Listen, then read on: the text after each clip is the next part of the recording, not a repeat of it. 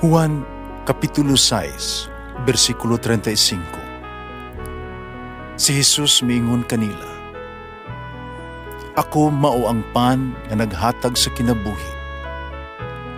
Ang muari kanako dili nagayod gutomon, ug ang mutuo kanako dili nagayod uhawon."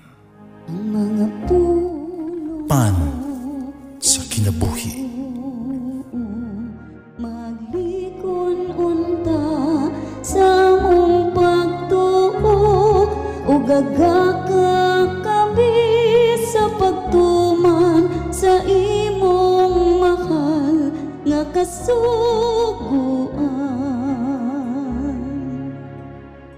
Ang Ginoo manaa kaninyo. Santo si Ebanghelyo sumala ni San Juan. Si Jesus miingon kang Nicodemo, kay gihigugma pag-ayo sa Dios ang kalibutan. Ug tungod niini, gihatag niya ang iyang bugtong anak. Aron ang tanan nga motuo kaniya dili mamatay, kun dili makabaton hinuon sa kinabuhing dayon. Kaya wala ipadala sa Dios ang iyang anak nganhi sa kalibutan aron pagsilot, kundi aron pagluwas niini. Ang tanan nga mituo sa anak dili silutan, pagkadtong dili mutuo kaniya gisilutan na. Kaya wala man siya mutuo sa bugtong anak sa Dios. O kini mo ang silot, ang kahayag mianhi sa kalibutan, apan gipalabi sa mga tao ang kangit-ngit kaysa kahayag. Kadautan man ang ilang kong binuhatan. Ang tanan nga nagbuhat og dautan, dili gusto sa kahayag, o dili moduol niini. Kadili siya buot, mabutyag ang iyang daotang binuhatan. Apan, ang magbuhat sumala sa kamatuoran, moduol sa kahayag, aron makita nga nagmatinumanon siya sa Dios. Ang Ebanghelyo sa Ginoo. Pasalamati ang Ginoo kay siya maayo, ang iyang gugma mulungtad hangtod sa kahangturan. Pasalamati ang Diyos sa tanang mga Diyos, ang iyang gugma malungtaron. Pasalamati ang Ginoo sa mga Ginoo, ang iyang gugma balungtaron.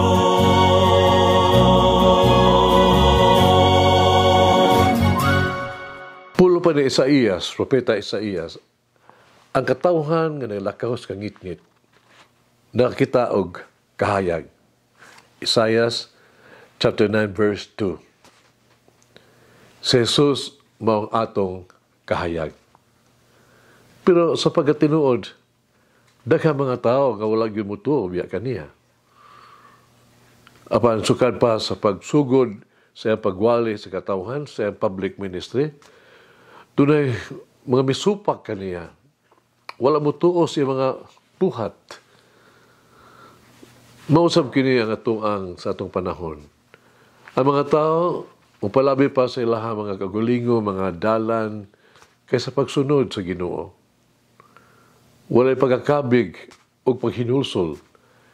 Ang ilang dalan, mudala kailang ngadto gayud sa walay katapusan nga kalayo. Ang Diyos dili gusto niini. Ang pagtungod sa tuang kagawasan sa pagpili, siya dili makapugong kanato. Kung pananglitan, ikaw tinuyo gyud mo inom og hilo, ikaw gyud mamatay. Di mo mabasol ang Dios sa imuhang kamatayon. Kining efekto sa imuhang personal nga nakahukom nga buhaton. Ingon usab ni ana ang kinaiya sa mga panghimgibang himaraot.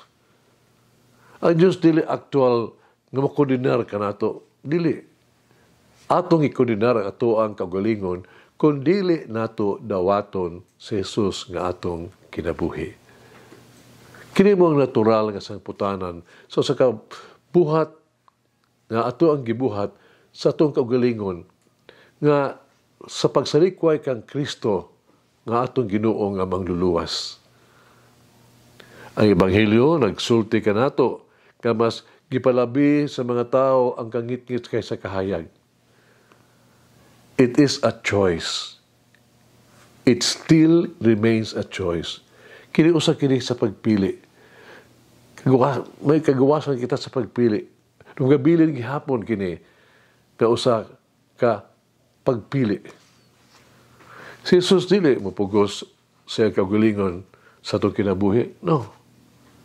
Sa kanunag yung gihapon nga mutuktok ba sa pultahan sa tuang mga kasing-kasing. O ito kay kini mablihan ng lamang gikan sa sulod. Anaan kanato ang pag-abi-abi kang Kristo sa tuang kinabuhi.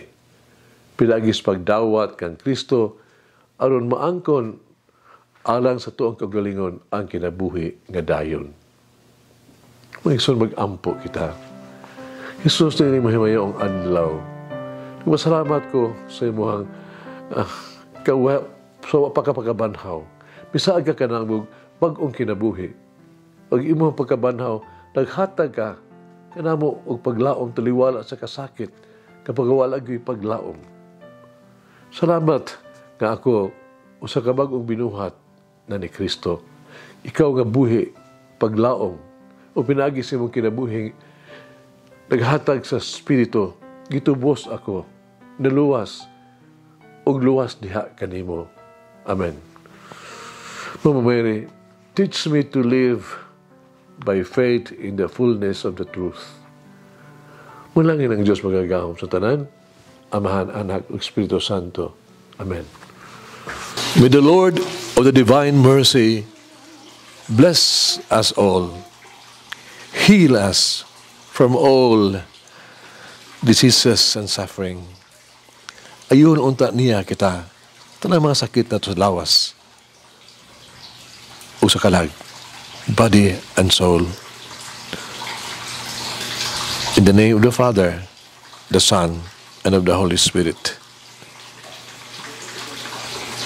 Jesus, I trust in you. Amen.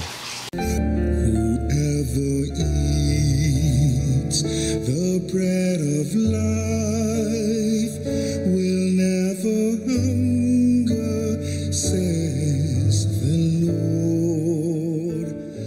Kay galaan inyong nabati ang pagpaambit ug hamubong pamalandong sa pulong sa Dios pinaagi sa tulumanon pan sa kinabuhi nga gidumala ni Monsignor Daddy Silva. Hangtod na usab sa sunod higayon, daghang salamat. The bread of life.